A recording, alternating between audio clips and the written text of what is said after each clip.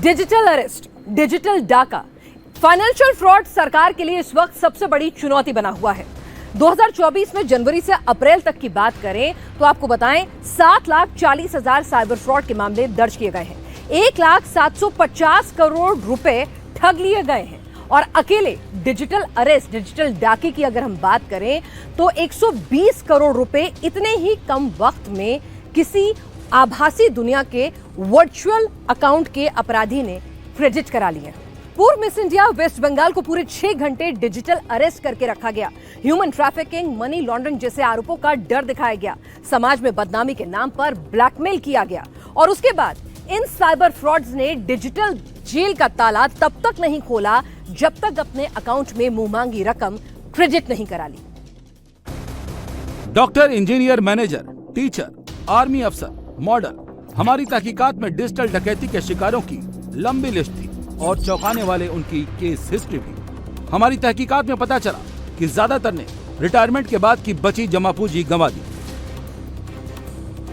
जिनके साथ ठगी हुई है उनमें से बहुत से लोग कैमरे के सामने आना नहीं चाहते, लेकिन कुछ लोग खुलकर अपने साथ हुए अनुभव को आगे आकर साझा करना चाहते हैं ताकि कोई और उनकी तरह डिजिटल डकैती का शिकार न हो जाए।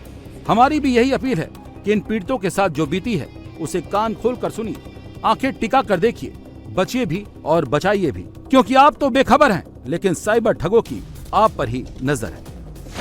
डिजिटल ठगी की हमारी तहकीकात का पहला सेंटर आगरा था। आगरा में डिजिटल डकैती की शिकार हुई थी एक मॉडल, एक फेमस पर्सनालिटी। पूर्व Miss Femina Miss India West Bengal Shivankita Dixit digital डकैतों के चुंगल में ऐसा फंसी कि 2 घंटे तक डिजिटल अरेस्ट रही। महज 2 घंटे में इनके दिमाग को एक झूठे केस के अनजाने खौफ ने कैद कर लिया।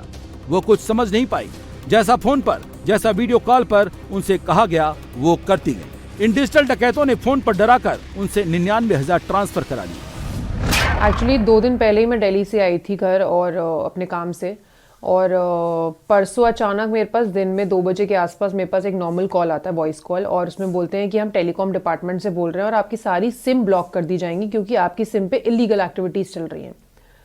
तो मेरा एक डाउट गया, मैंने बोला इलीगल एक्टिविटीज़ चल रही हैं, तो मैंने उनको आगे पूछा, मैंने बोला कैसी एक्टिविटीज़ चल रही हैं, तो उन्होंने बोला कि साइबर क्राइम चल रहा है और उसके बाद पब्लिक हैरेसमेंट चल रहा है, ड्रग डीलिंग चल रही है, मनी लॉन्ड्रिंग चल रही है, ये सारी चीज़ें उन्होंने मेरे को बोली फ़ोन पे। जरा सोचिए, शिवांकिता फेमस पर्सनालिटी रही हैं, कैमरे से हर रोज इनका सामना होता रहता है, लेकिन डिजिटल डकैतों के जालसाजी को ये भांप नहीं पाई, फंसनी गई। आपने सुना, शिवांकिता ने कहा एक कॉल आई थी, ट्राई से कॉल। उस कॉल को सुनिए।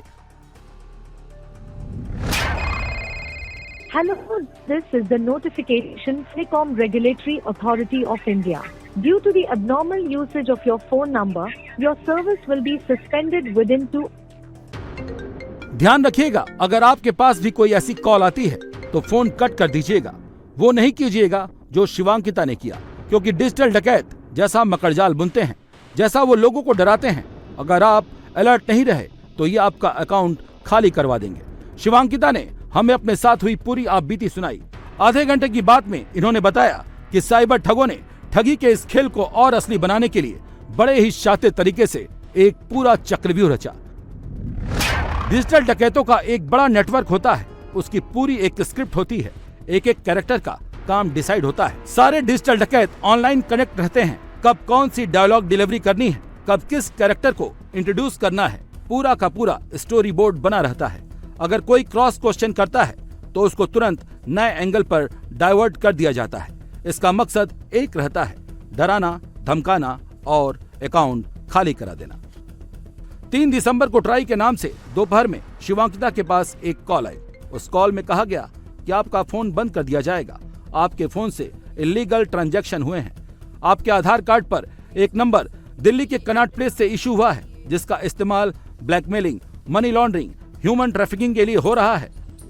शिवांकिता को और भी यकीन हो जाए, लिहाजा ठगों ने शिवांकिता से हमदर्दी जताते हुए एक कंप्लेंट का ड्राफ्ट लेटर लिखवाया। मकसद सिर्फ एक था, शिवांकिता को ये यकीन हो जाए कि उसके फोन का गलत इस्तेमाल हुआ है। शिवांकिता को एक फोन नंबर दिया गया, कंप्लेंट आईडी दी गई, कहां से कंप्लेंट इशू हुआ है सब बताया गया, क्या कंप्लेंट करनी है उसका ड्राफ्ट लिखवाया गया।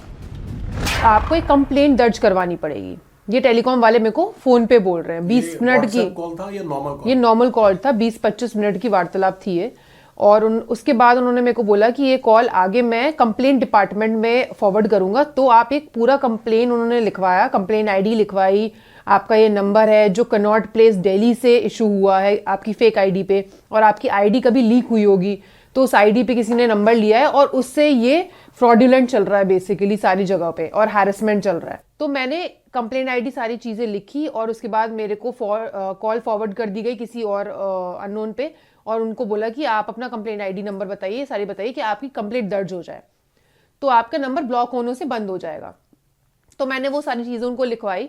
फिर वो बोलते हैं कि ये तो अच्छी बात है और शिवांकिता आज आपने फ़ोन उठा लिया, और आप नहीं तो बहुत बड़े ट्रैप में फंस जाती, आपको पता नहीं है ये तो इन्वेस्टिगेशन कब से चल रही है, 300 लोगों का रैकेट है और हम आपको अभी साइबर क्राइम से कनेक्ट करवाते हैं।